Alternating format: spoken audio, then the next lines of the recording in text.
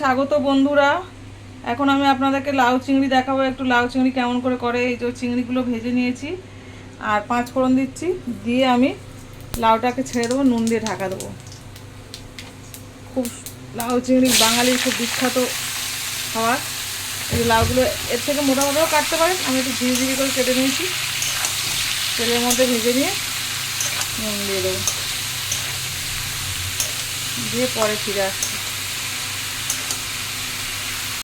দেখুন লাউটা কেমন গলে গলে এসছে।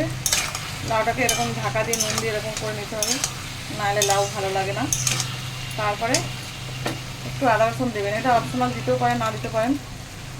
এটা আমি দিলাম, হাতের ধারে বাটা রেডি করা ছিল। একটু আদা রসুন দিয়ে ভেজে নিয়ে তারপর চিংড়িগুলো দিয়ে ফিরে আসছে। বন্ধুরা চিংড়িগুলো দিয়ে দেবো,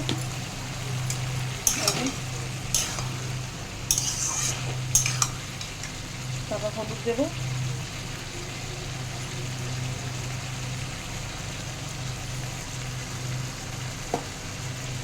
লঙ্কা দেবো,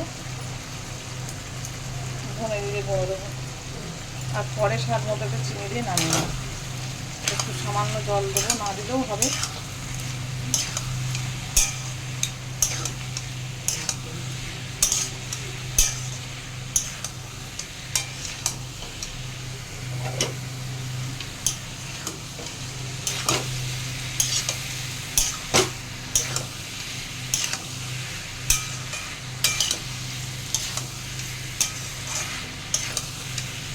নামিয়ে নিয়ে পরে ফিরে আসবো। চিংড়ি আমার হয়ে গেছে, বলেছিলাম যে নামিয়ে নিয়ে ফিরে আসবো, নামাবার আগেই দেখিয়ে দিলাম।